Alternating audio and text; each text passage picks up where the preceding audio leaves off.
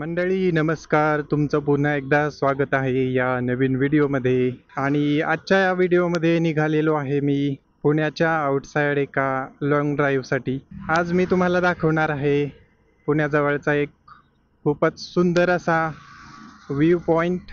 एक घाट रस्ता आहे छोटा पुण्याच्या जवळचा, तो म्हणजे बोपदेव घाट. कात्रज, कोंढवा आणि सासवड मार्गावरती हा बोपदेव घाट आहे आणि तोच आपण आज बघणार आहोत. आणि सध्या आपण आता कोंढवा या गावामध्ये आहोत. समोर आपल्याला डोंगर दिसत आहेत आणि त्याच डोंगरावरती बोपदेव नावाचा घाट आहे. चला तर बघूयात. मी देखील फर्स्ट टाइमच चाललोय या घाटावरती. दिवे घाट बऱ्याच वेळा बघितलेला आहे, दिवे घाटावरून बऱ्याच वेळा गेलेलो आहे, मात्र बोपदेव घाट फर्स्ट टाइम बघणार आहे. आणि इकडे जवळच एक कनिफनाथ मंदिर देखील आहे, ते ऑलरेडी पाहिलेलं आहे, मात्र हा घाट रस्ता फर्स्ट टाइम बघणार आहे. So let's go.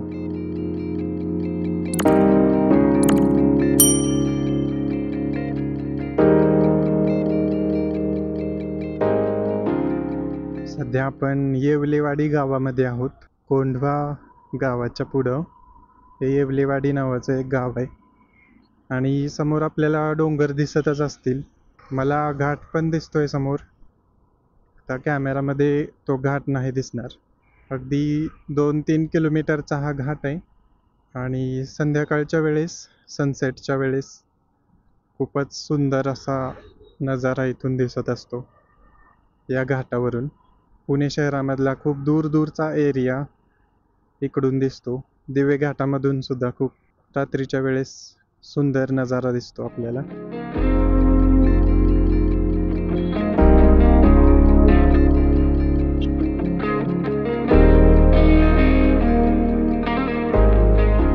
हा घाट रस्ता ऑलमोस्ट सुरू झालेला आहे आणि 1-2 पाऊस होऊन गेलेले आहेत सध्या, त्याच्यामुळं ऑलरेडी डोंगर हिरवे व्हायला सुरुवात झालेली आहे आणि त्याच्यामुळं जे भकास वाटणारे माळरान वगैरे डोंगर आहेत ते आता परत एकदा सुंदर व्हायला सुरुवात झालेली आहे. आणि लोकांची गर्दी पण वाढेल, आता पर्यटकांची गर्दी पण वाढेल.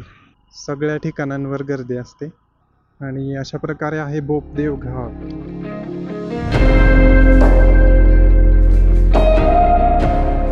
आणि घाट परिसरामध्ये किंवा जिथे जिथे वळणावळणांचा रस्ता असेल किंवा चढ उताराचा रस्ता असेल तिथे खालच्या गिअरवरच आपल्याला गाडी चालवायची आहे.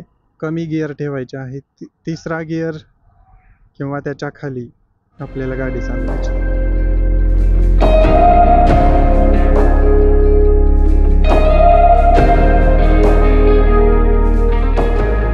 घाटामध्ये काहींना खूप मज्जा येते फास्ट गाडी चालवायला, झिगझॅग करायला, ट्विस्ट आणि टर्न घ्यायला, पण स्पीड स्लो असलाच पाहिजे.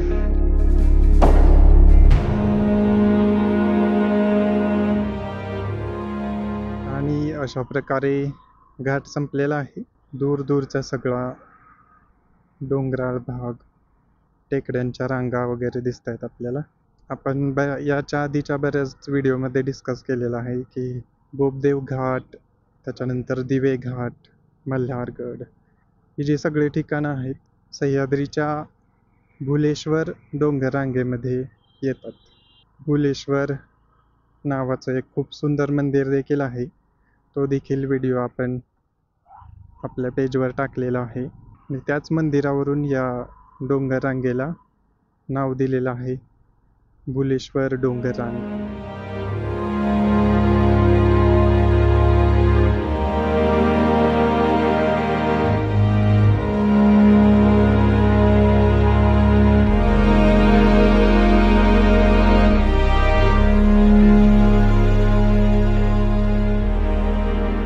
समोर एक मंदिर दिसतंय आपल्याला आणि वाहनांच्या रांगा लागलेल्या आहेत तिकडं.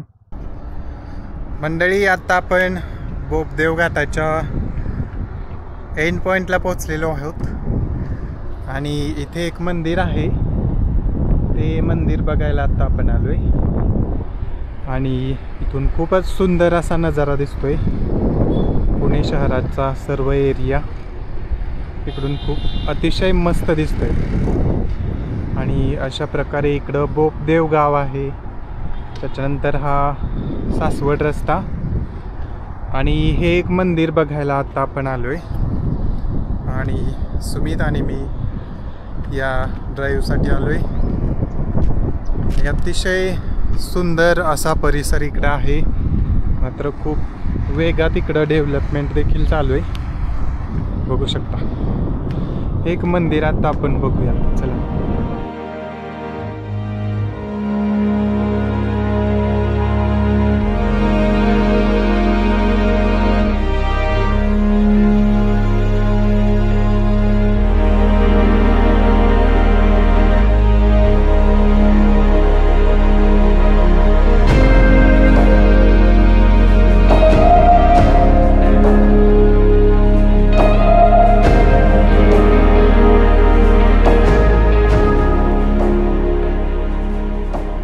मंडळी, आत्ताच आपण इथलं एक मंदिर बघितलं आणि त्याच्यानंतर इकडचा हा परिसर आपण बघत होतो सगळा पुणे शहराचा.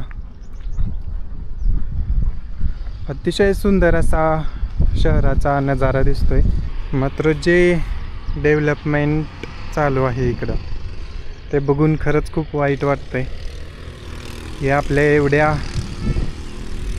टेकड्या सुंदर पुणे शहराच्या कडेने आहेत, मात्र त्या टेकड्यांना फोडून सगळं डेव्हलपमेंट चालू आहे. मग त्याच्यामध्ये मायनिंग आहे, त्याच्यानंतर कन्स्ट्रक्शन देखील सुरू आहे.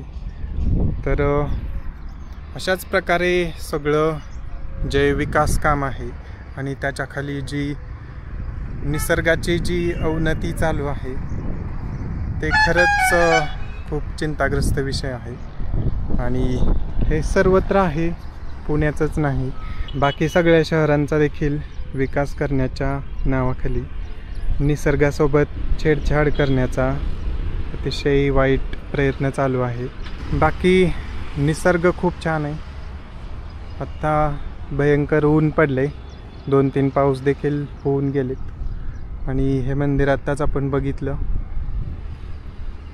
आणि लवकरच पावसाळा देखील सुरू होईल आणि असा सगळा परिसर हिरवागार होईल आणि आपण आपलं पर्यटन देखील चालू ठेवणार आहोतच. मंडळी, आता आपण बोपदेव घाटाच्या अगदी वरती आहोत आणि इथल्या गावाचं नाव आहे आस्करवाडी. थोडं पुढं आणखी सासवड साईडला चाललेलो आहोत, जिकडे एक बोपगाव नावाचं गाव आहे. त्या साईडचा देखील घाट रस्ता आपण थोडा बघणार आहोत. आणि खूपच अरुंद रस्ता आहे. दिवे घाटाचा रस्ता याच्यापेक्षा खूप चांगला आहे. मात्र हा बोपदेव घाटाचा जो रस्ता आहे ना, तो खूपच अरुंद आहे. कचऱ्याचं साम्राज्य रोड साईडला आहेच इकडं. खूप सारे हॉटेल्स देखील आहेत इकडं, veg non veg family restaurant अशा सर्व प्रकारचे इकडं हॉटेल्स आपल्याला मिळतात. आणि त्याच्यामुळं लोक ड्राईव्ह करून इकडं डिनरसाठी येत असतात. पुण्यातल्या बऱ्याच एरियामधून लोक दिवे घाट आणि बोपदेव घाट इकडच्या एरियामध्ये जे हॉटेल्स आहेत तिकडं रात्रीच्या डिनरसाठी येत असतात सुट्ट्यांच्या दिवसांमध्ये. आणि शिवाय काही मंदिरं देखील आहेत, त्या मंदिराला देखील भेट द्यायला लोक तिकडे येत असतात. दिवे घाटाकडे गेलं तर तिकडे एक विठ्ठल मूर्ती आहे, खूप सुंदर अशी विठ्ठल मूर्ती आहे. आणि इकडं बोपदेव घाटामध्ये देखील बरीच मंदिरं आहेत वरती टॉपला. आणि तिथून खूपच सुंदर असे नजारे दिसतात. आणखी पावसाळा सुरू नाही झाला, मात्र पाऊस होऊन गेला तर खूप चांगल्या प्रकारे लँडस्केप इकडे तयार होते. बघू शकता खूपच अरुंद असा रस्ता आहे. प्लॉटिंग वगैरे खूप ठिकाणी चालू आहे. म्हणजे डेव्हलपमेंट किती वेगात सुरू आहे याचं एक उदाहरण इकडं आपल्याला दिसेल. म्हणजे लवकरच या सगळ्या टेकड्या ज्या आहेत त्या सिमेंटने झाकल्या जाणार आहेत, असं एकंदरीत भविष्य आहे या सगळ्या निसर्गाचं.